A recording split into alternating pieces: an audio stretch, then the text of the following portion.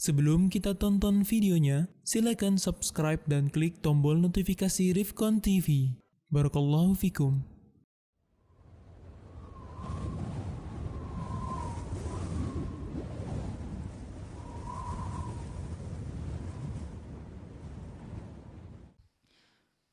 Di dalam surat Al-Mu'minun ayat ke-60,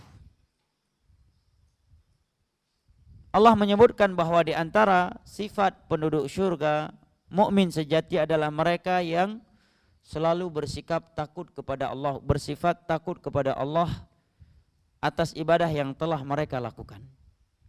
Allah berfirman, "Walladzina yu'tuna ma ataw wa qulubuhum wajilatun annahum ila rabbihim raji'un." Dan mereka adalah orang-orang yang banyak berbuat tetapi hati mereka tetap takut. Karena mereka tahu akan kembali kepada Rabb-nya. Ketika ayat ini diketahui oleh Aisyah radhiyallahu anha, maka Aisyah bertanya kepada Nabi SAW tentang ayat ini, "Ya Rasulullah, ahumul ladzina yasraqun wa yaznuna wa yashrabuna al-khamr wa yakhafun?"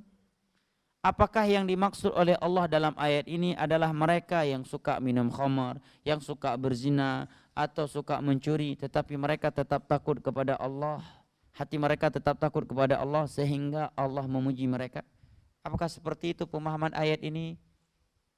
Apa jawaban Rasulullah SAW? Nabi menjawab, "La ya bintas Siddiq."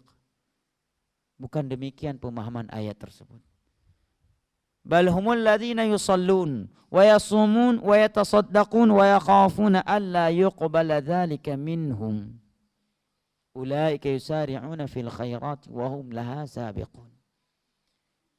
Justru yang dimaksud oleh Allah dalam ayat tersebut adalah mereka yang banyak salat, banyak puasa, banyak sedekah. Akan tetapi mereka selalu takut, khawatir, jangan-jangan ibadah tersebut belum diterima oleh Allah. Sehingga mereka selalu berlomba-lomba dan segera di dalam melakukan kebaikan.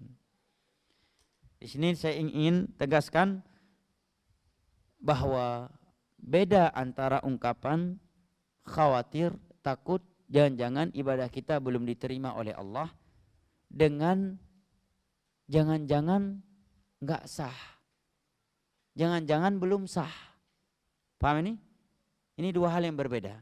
Yang pertama tadi merupakan sifat mukmin sejati yang dipuji oleh Allah. Adapun yang kedua itu was-was yang harus dihilangkan. Setiap kali selesai berwudu, pas mau salat, wudu saya tadi sah enggak ya? Batal enggak ya? Udah batal belum ya? Ini namanya was-was yang harus dihilangkan. Dan itu musibah jemaah. Musibah. Terima kasih. Jazakumullah khairan wa barakallahu fikum. Video ini dibuat atas partisipasi dari donasi Anda. Semoga menjadi amal jariah bagi Anda semuanya.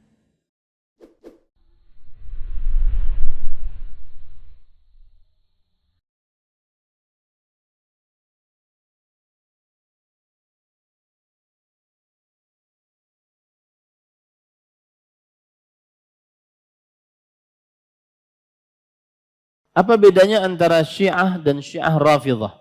Syiah bagian dari kelompoknya sangat banyak. Syiah ada yang berkeyakinan kekufuran seperti berdoa kepada Ali, berdoa kepada Fatimah, berdoa kepada Al-Hasan dan Al-Husain radhiyallahu anhu. Dan di antara mereka juga ada yang meyakini bahwa Jibril alaihissalam berkhianat terhadap risalah yang diamanahkan oleh Allah Subhanahu wa taala, bahwa kenabian sebenarnya kepada Ali bin Abi Thalib, bukan kepada Nabi Muhammad sallallahu alaihi wasallam. Maka keyakinan ini adalah kekufuran. Kemudian di sana ada Syiah Ar-Rafidhah atau yang disebut juga Syiah Al-Ithnai Asyariyah, Syiah 12 imam. Ini yang menolak kepemimpinan Abu Bakar As-Siddiq, Umar bin Khattab radhiyallahu anhuma, dan mereka menganggap bahwa Ali bin Abi Thalib radhiyallahu anhu yang paling pantas menjadi khalifah sebagai khalifah sepeninggal Rasul sallallahu alaihi wasallam. Tetapi kemudian Syiah Rafidhah ini dan Isnai Asyariyah ini mereka berkembang penyimpangannya dan mereka meyakini bahwa imam-imam mereka yang 12 tersebut lebih afdal daripada malaikat, dan para nabi alaihimussalatu wassalam. Dan ini adalah kekufuran. Kemudian keyakinan ini berkembang jadi penyimpangan yang sangat menyimpang dari agama Islam. Wallahu a'lam.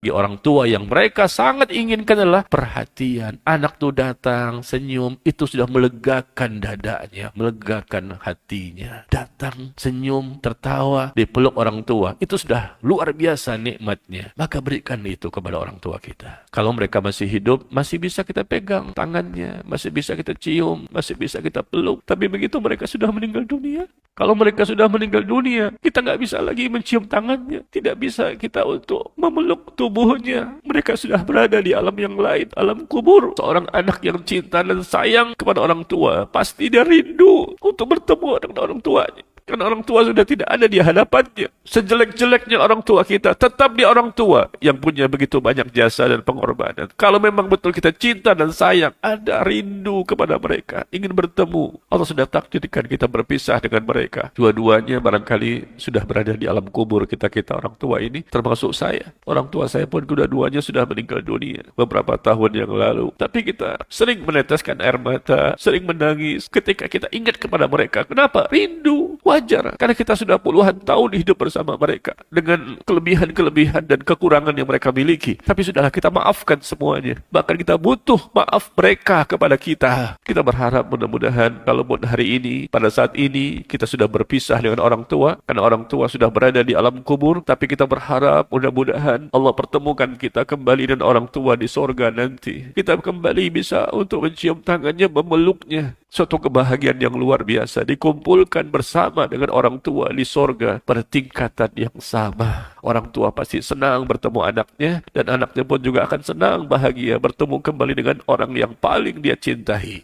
Bukankah telah sampai kepada kita kisah-kisah bagaimana dahulu mereka menjaga perbatasan, ditancapkan anak panah dari arah kejauhan oleh musuh sampai menancap ke kaki-kaki mereka, sedangkan mereka sedang menikmati bacaan surah Al-Kahfi mereka. Bukankah telah sampai kepada kita betapa mereka sangat mencintai Rasulullah SAW. Mereka adalah orang yang paling cinta kepada Rasulullah SAW, yang apabila sahabiat tatkala mendapati para pasukan Nabi SAW datang pulang kota Madinah kembali, yang mereka tanyakan bukan bagaimana keadaan suami saya, bukan bagaimana keadaan putra saya, bukan bagaimana keadaan ayah saya, bukan. Yang pertama kali mereka tanyakan, kaifa kana Rasulullah sallallahu alaihi wasallam, gimana keadaan Rasulullah sallallahu alaihi wasallam. Yang mereka tanyakan adalah nabinya, bukan anaknya, bukan suaminya, bukan ayahnya, bukan pamannya. Mereka sangat cinta kepada Nabi sallallahu alaihi wasallam. Mereka sangat dekat dengan Nabi sallallahu alaihi wasallam. Yang lebih cinta kita atau para sahabat kepada Nabi? Para sahabat. Kalau para sahabat tidak merayakan Maulid Nabi atas dasar kecintaan kepada Nabi, tentu cinta kita tidak akan pernah melebihi cinta mereka kepada Nabi sallallahu alaihi wasallam. Maka kalau ada orang berdalih hari ini kita merayakan Maulid untuk cinta kepada Nabi, lebih cinta kamu atau cinta para sahabat kepada Nabi sallallahu alaihi wasallam? Para sahabat lebih mencintai Nabi, dan mereka orang yang lebih cinta Nabi tidak melakukan perayaan Maulid Nabi. Ada kaidah para ulama, semakin banyaknya hari raya, maka semakin berkurang kesakaran hari raya yang syar'i. Sebagai contoh, kalau orang banyak hari raya, ya boleh ada hari raya. Akhirnya hari raya yang memang sudah syar'i, apa hari raya dalam Islam? Idul Fitri, Idul Adha, akan jadi berkurang kesakralannya. Dikarenakan terlalu banyak hari raya. Kita tahu kalau fokus itu dibagi-bagi akan terdistraksi dan akan mengurangi kesakralan. Makanya kalau ada hari perayaan Isra Mi'raj, perayaan hari Nabi, kenapa